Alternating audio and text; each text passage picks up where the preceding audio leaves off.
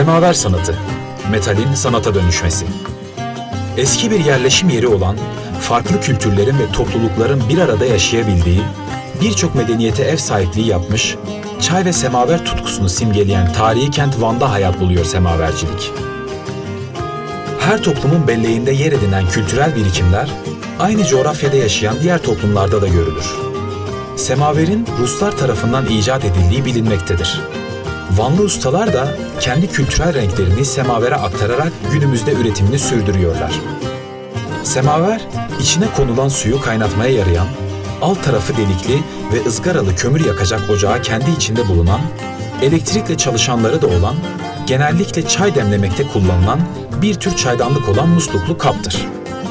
Bakır, pirinç, tunç veya sacdan imal edilen semaverler, silindir veya dikdörtgen prizması şeklinde yapılırlar. Semaver ebatları 65'lik, 70'lik ve 100'lük kullanım alanlarına göre değişiyor. Semaver 28-30 parçadan oluşuyor.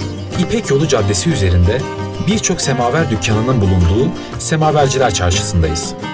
Her dükkanın önünde sıra sıra dizilmiş, göz kamaştıran ve her biri ustasının hünerli ellerinde can bulan semaverler diyarı. 15 yaşından itibaren düz teneke levhaları çekiçle şekillendirerek 30 yıldır meraklılarına semaverler yapan Yusuf Usta'dan Van semaverlerinin dününü ve bugününü dinleyelim.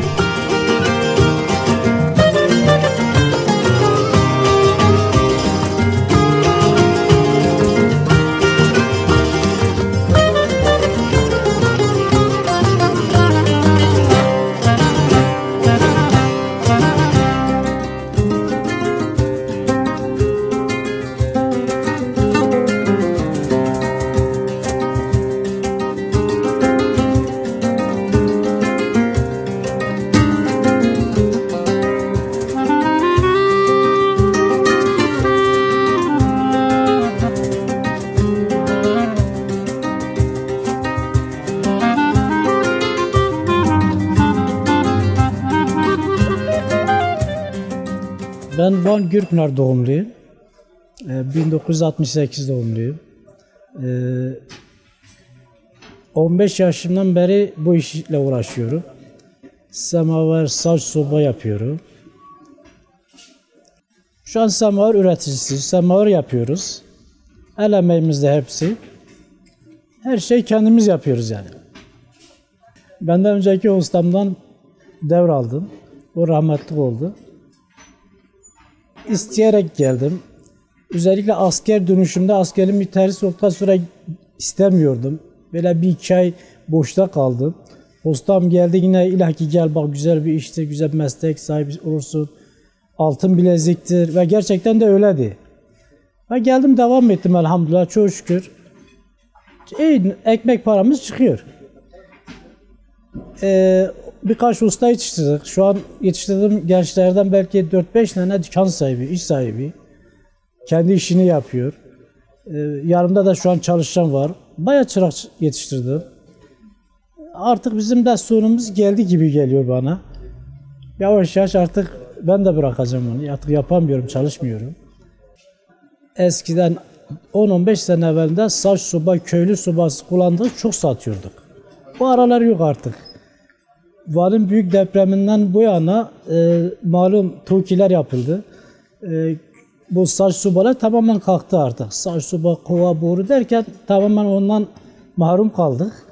O doğal gaz da biraz daha bizi etkiledi. Ondan sonra bizim şeyimiz kaldı artık yaz sezonu. Saç semaver, mangal, piknik şeyleri.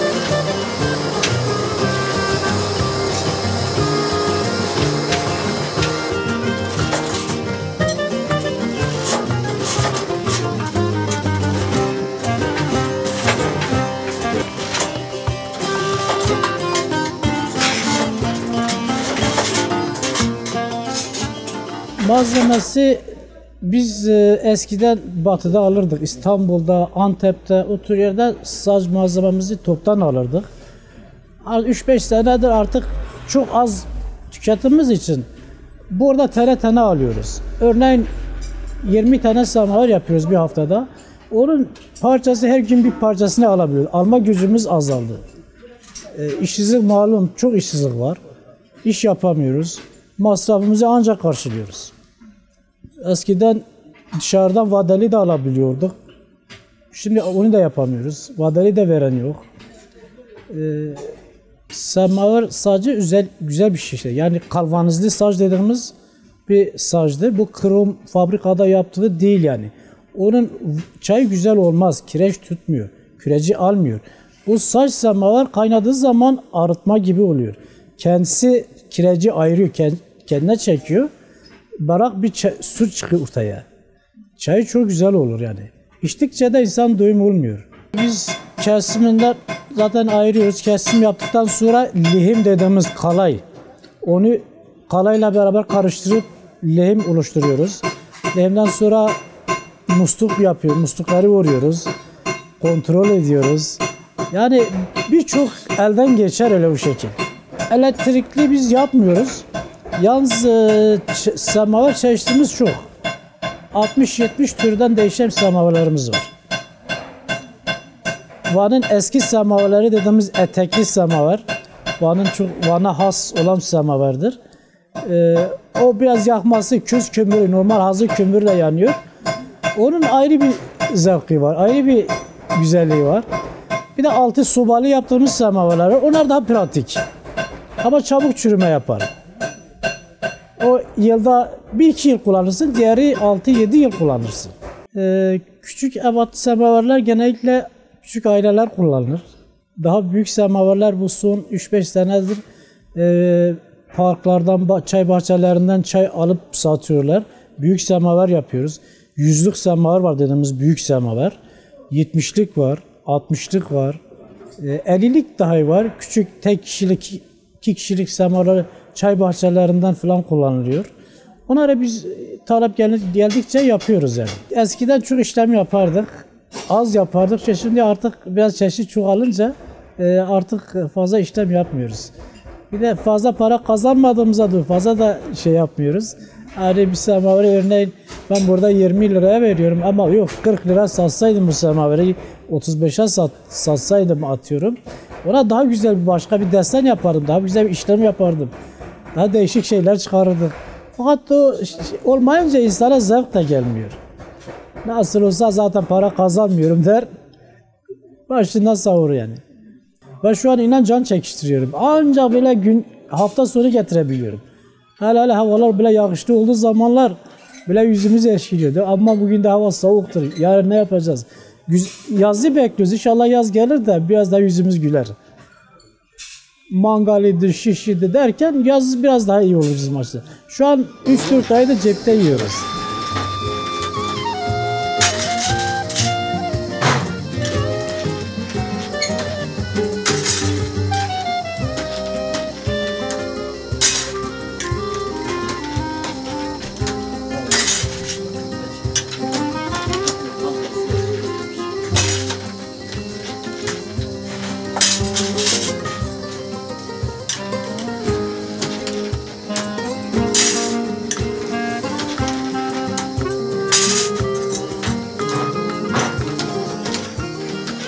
Akşam sohbetlerinde, misafir ağırlamalarında, düğünlerde ve en güzel anlarda baş köşedeki yerini alır semaver.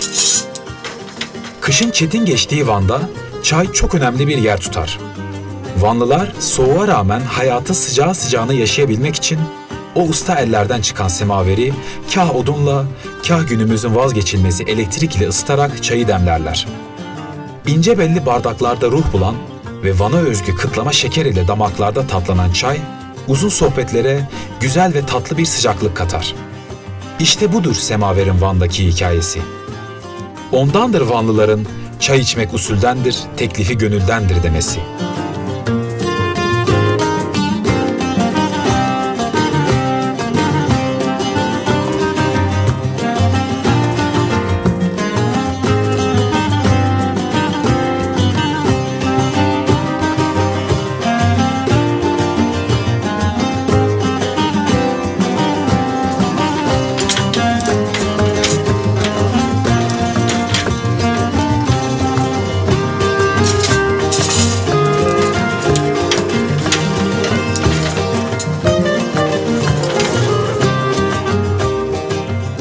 Semaver eskiden çok fazla satılmıyordu.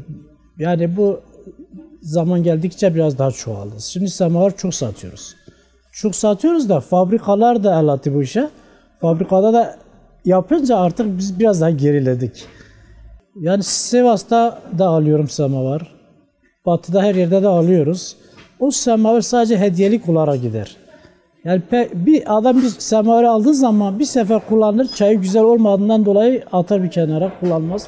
Dolayısıyla kendi yaptığın semaveri niye vermedin bana? Kardeşim ben sana dedim ama sen bunun görüntüsüne kandın. Bizim yaptığımız semaverin çayı fevkalade güzel olur. El emeği var, bunun 9-10 parçadan birleştiriyoruz. İşçiliği çok, emeği çok, uğraştırıcı bir şey yani. Semaver eskiden biz burada Türkiye'nin her tarafı ve Hollanda'ya ben semaver gönderdim. Çok eskiden. Ama şu an yok. Tamamen önümüz kesildi. Kendi çevremizde ancak verebiliyoruz. Hani örneğin Hakkari, Şemdinli, Yüksekova o tür yerlere dahi semaver çok gönderildi. Şimdi yok. Her tarafta kendisi yapıyor. Aşağı yukarı 4-5 tane yapan usta var. Biz 10-15 kişiyiz ama imalatçısı 4-5 kişi. Eleman bulamıyoruz. Eleman çalıştırma gücümüz kalmıyor. Örneğin adam 2 milyara dışarıda iş bulabiliyor. Biz burada veremiyoruz. Ben 1 milyar, en çok verdim 1,5 milyar. Veremiyorum. Örneğin yani çok üretsek daha güzel bir iş yeri olsa, daha geniş bir yer olsa, imkanlar olsa, sermaye, paramız olsa daha büyük şeyler yaparız, semaver yaparız. Küçük yerlerde yapıyoruz. Kendi imkanlarımızın verdiği imkanlardan dolayı yapıyoruz. Örneğin bir haftada ben 20 tane semaver ancak çıkarabiliyorum. Fabrika günde 100 tane çıkarıyor. Fark var yani. Ha bizim semaverin dadı da vermez yani, onu da diyeyim. O adam 10 tane semaver alsın, onu da bir kenara atar. Bizim semaveri bir sefer bir yaksın, lezzetini, yakışını, her şey farklıdır yani. Yanması daha güzel yanar. Bizim semaverler gerçekten yani çaymatik gibi bir şey. Odunu at, eğlen bile bir 10 dakika çayı hazır. Kendisi kaynıyor. Basittir. O dışarıda gelenler çok uğraştırıcı. Bayağı uğraştırıcıdır. Bir semaver güzel bakılırsa 5 yıla kadar kullanılabilir. Yani semaveri yaktıktan sonra, işlem bittikten sonra, çayın içtikten sonra semaveri ters çevirirse, rutubet almazsa hiçbir şey olmaz. Adam çayını içiyor, semaveri tekmeliyor, geri bakmazsan dağ olur, baksa bağ olur. Bu böyle yani. Ne kadar güzel baksa o kadar güzel uzun ömürlü olur. Herkesin kendi yapısı bellidir. Yani şu an buradan Gevaş'a kadar her tarafta dolu semaver. Ama gidersen herkes kendi yaptığı el ürünü tanır yani, bilir.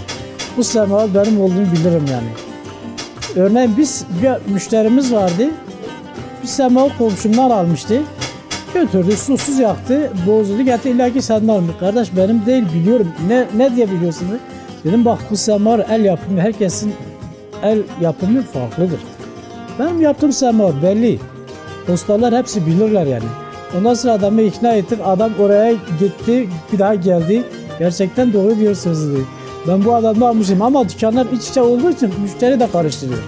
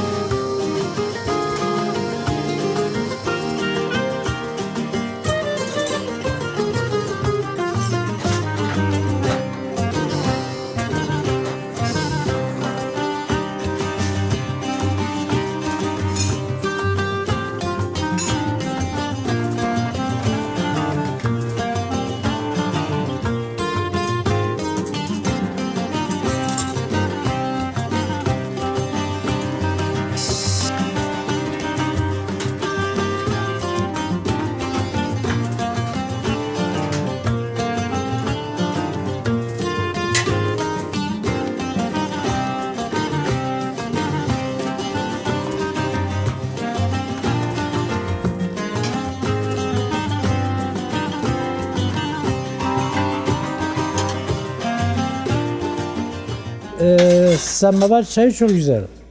Yani örneğin git kendi evinde yaptığın bir demlik çay iki bardak içersin. Ama semaveri götür böyle açık havada güzel piknik alanda yaktığın zaman 6-7 litre olan bir semaveri hepsini içiyorsunuz. Yani çayı baya güzel.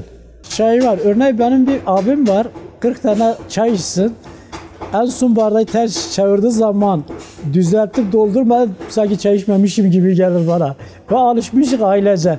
Bir yere toplumdan, düğünde ya da bayramda bir araya geldiğimizde o 20 tane fazla içse dahi ters çevirdiği zaman muhakkak zorlarız ve onu içiririz ona. Bunu da diyeyim. Benim yetiştirdiğim çıraklardan şu an adam ekmek sahibi ve onu gördüğüm zaman gururlanıyorum. O adam başka eleman çalıştırıyor. Ondan da ben seviniyorum. Gerçekten zevk alıyorum. Ama faydalı olmuşum demek ki.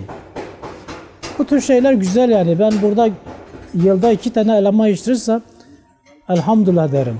O adam da gider ekmek sahibi olur. Başka yerde çalışırsa dahi minnetsiz. Yani bu işi bilmeyen bir adam akşama kadar sokaklarda kimse gidemez gel çalış. Ama bilen adam yalvarır. Rica ediyor, naz kuze getiriyor, zorla çalıştırıyoruz. Adamın mesleği var, adam öğrenmiş. Bu işi artık kapmış, biliyor. Bildikten sonra artık minnetsiz bize. Ama bunları gördükçe seviniriz yani. Ve var elhamdülillah şu an 40-50 tane eleman çalıştırmışım. Hepsinde şu an ekmek sahibidiler. Bir tanesi şu an Bursa'da aynı iş üzerine kurmaya çalıştı. Allah muvaffak kılsın. O da yeni bir 2 sene de devam ediyor. İnşallah o da orada da bir şey olur. Ondan bile ben sevindim yani. Van semaveri batıda olması çok güzel bir şey. Çok iyi bilmiyor. Ben burada çok zaman gönderiyorum. Adam semaver fabrikasından gelmiş. Fabrikada çalışıyor Sivas'ta. Gelmiş de bana Van semaveri diye bir semaver hediye götüreceğim. Ve yaptık güzel bir şey verdik götürdü. Arkasına belki 20 tane gönderdik. Güzel bir şey yani. Bilen, kullananlar farkında var ama kullanmayanlar bilmez tabii. İlla ki kullanmak lazım. Hem çayı güzel, hem lezzetli, hem zevki ayrı. Her yönü güzel bir şey var, anı var yani.